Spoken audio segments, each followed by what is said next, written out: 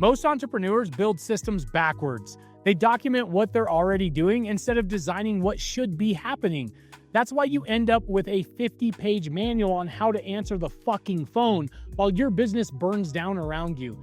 Today, I'm showing you how to build systems that actually work and give you your time back. Not the busy work bullshit that makes you feel productive while keeping you trapped. Real systems that remove you from daily operations.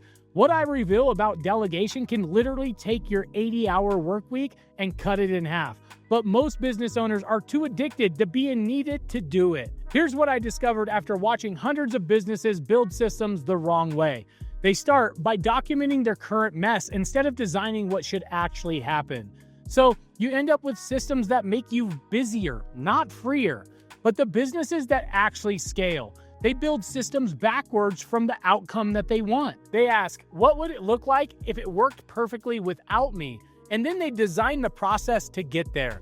Here's the difference. Bad systems document what you're already doing, but good systems create what you want to be happening. Most businesses with systems still require the owner to make every decision, fix every problem, and manage every single detail. But what if you could build systems that actually work without your consistent oversight? That's exactly what I've done with digital leasing. I've built systems that generate leads for local businesses, and this approach brings me in over $41,000 per month. My students are making $2,000 to $6,000 a month using the same lead generation system. Click the link for the free training and I'll show you how this works. Let me break down exactly how to build systems that actually work and give you your time back. Understanding what systems actually do. A system is just a repeatable process that gets the same result every single time. Think about McDonald's. Whether you're in New York or Tokyo, the Big Mac tastes exactly the same because they've systematized every step of the process. Your business needs the same predictability, okay? When a lead comes in, when a customer has a problem, when you deliver your service, every step should be documented, measurable, and repeatable. But here's where most people go wrong. They try to systematize everything at once. That's like organizing your garage while your spouse keeps throwing more shit in there, right? Start with the processes that cause you the most pain and take up the most time. These are usually in one of the four areas. They're either in lead generation, sales conversion, service delivery, or administrative tasks. The 3-question system priority test. Before you build any system, ask yourself these 3 questions. First, does this task take more than 10 minutes to complete?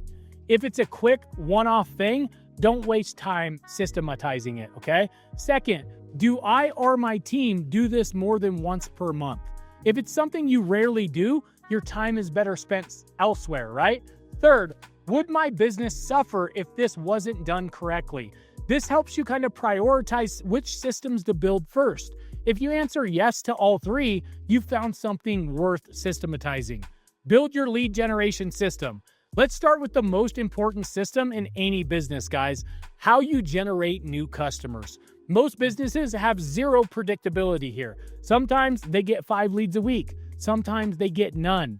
A real lead generation system has 3 components: traffic sources, conversion mechanisms, and follow-up sequences. For traffic sources, you need at least 3 different ways people find your business.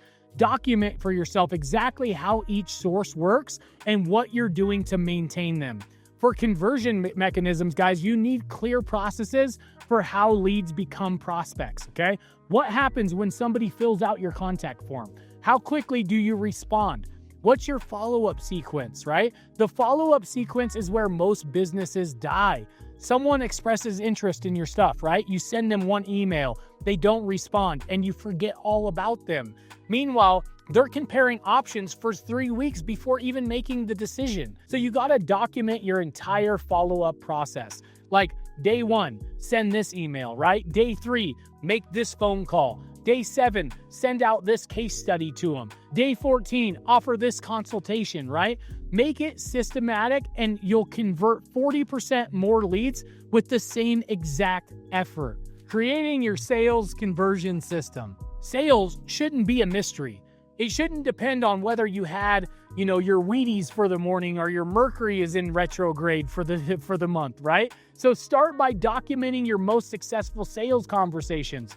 What questions did you ask? How did you handle their objections? What information did you provide?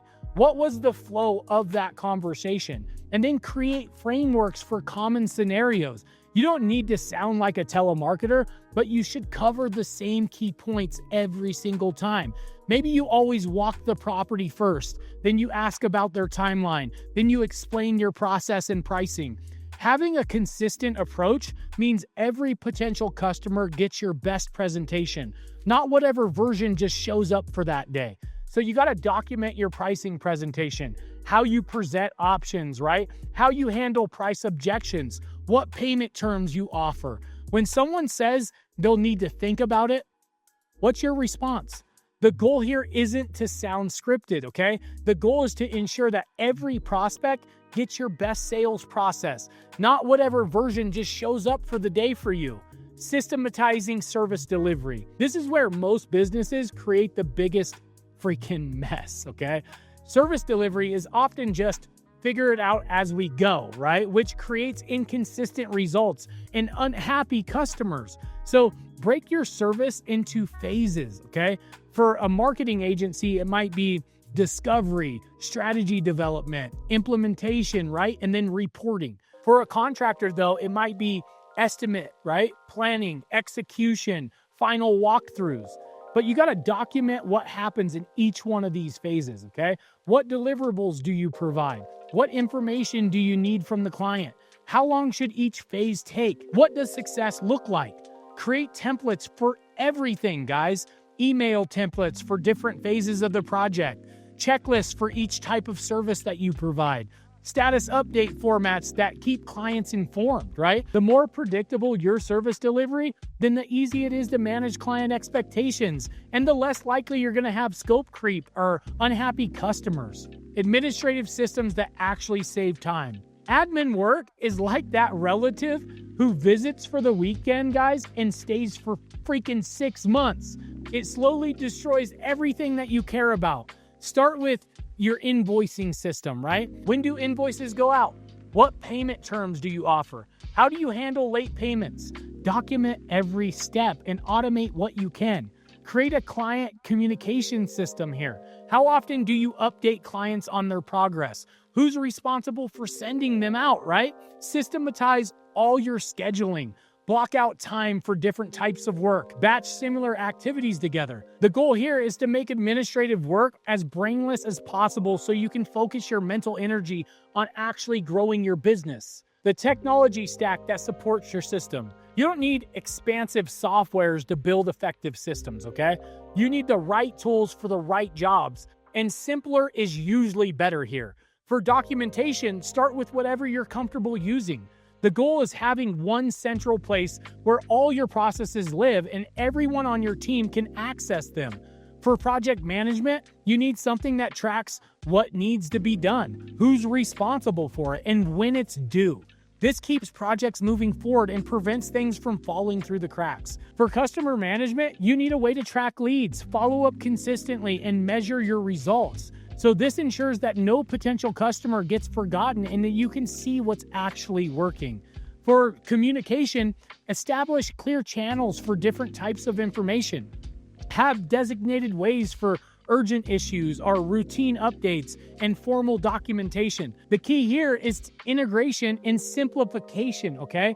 Your tools should make work easier, not create more work for you. If you're spending more time managing your systems than using them, you're fucked up somewhere, right? So you need simpler solutions. Start with just basic tools and upgrade only when you've clearly outgrown what you're using. The best system is the one your team will actually use consistently. Measuring systems effectively. Measuring nothing and expecting success is like playing darts in the dark and then celebrating when you hear a thud, okay? For lead generation, you gotta track how many leads each source is providing, what your conversion rate is, and what your cost per lead actually looks like. For sales, you're going to track your close rate, your average deal size, and how long your sales cycle takes. For service delivery, track project completion times, for client satisfaction scores, and how often you go over budget or timeline, right? For admin work, you're going to track how long the routine tasks take, and how often you miss deadlines or make errors. Review these metrics monthly and adjust your systems based on what the data tells you. If your close rate is dropping, look at your sales process. If your projects are taking longer than expected, examine your delivery systems. Common system building mistakes. Remember that stupid, profitable system I mentioned earlier? Here's why most people never build it. Mistake number 1 is trying to document everything at once. So pick one area, build a system that works, then move to the next area. Mistake number 2, guys, is making systems too complicated. If your team needs a manual to follow your process, it's too complex. Simplify until it's foolproof, okay? Mistake number 3 is not involving your team in system creation. The people doing the work often have the best ideas for how to improve it. Mistake number 4 is building systems in a vacuum. Test your processes with real situations and real people before finalizing them. Mistake number 5 is creating systems and never updating them. Businesses evolve, and your systems need to evolve with it. Delegating within your systems. The ultimate goal of any system is to remove yourself from the day-to-day operations. But delegation only works when you have clear systems in place. So document not just what needs to be done, but what success actually looks like. Instead of respond to customer emails, say something like respond to customer emails within 2 hours during business days using our standard templates and escalate any complaints to management immediately, right? So create checkpoints and review processes, weekly team meetings to review what's working and what's not, monthly system reviews to identify improvement opportunities, and then train your team on the why behind the systems, not just the how. When people understand the purpose, they're more likely to follow the process and suggest improvements. System for organic growth and scaling. As your business grows, your systems need to scale with it. What works for 10 customers per month might break down at 50 customers per month. So scaling without systems is like trying to fit 10 pounds of business into a 5-pound bag, okay? Plan for growth in your documentation. What happens when you have too many leads to handle personally? What's your process for hiring and training new team members? How do you maintain quality as you scale, guys? Create systems for system creation, okay? Document how you build and implement new processes so the system building becomes systematic too. The compound effect of good systems. Well-built systems create a compound effect in your business. Each system makes the other more effective. Good lead generation systems feed your sales systems. Good sales systems create happier customers for your delivery systems. Good delivery systems create your referrals that feed back into your lead generation system. And over time, systematic businesses become predictable businesses. You can forecast revenue more accurately, you can plan capacity more effectively, and you can make decisions based on data rather than gut feelings. Most importantly, systematic businesses become transferable businesses. Whether you want to sell, bring in a partner, or just take a vacation, systems allow your business to run without you. Taking action on systems. Here's your homework. This week, pick one process in your business that causes you the most frustration. Maybe it's how you handle new leads, how you onboard clients, or how you manage projects. Document every step of that process as it currently happens. Don't skip steps. Don't assume anything is obvious. Write it all down. Then analyze each and every step. What takes too long? What gets forgotten? Where do things typically go wrong? What requires your personal involvement, right?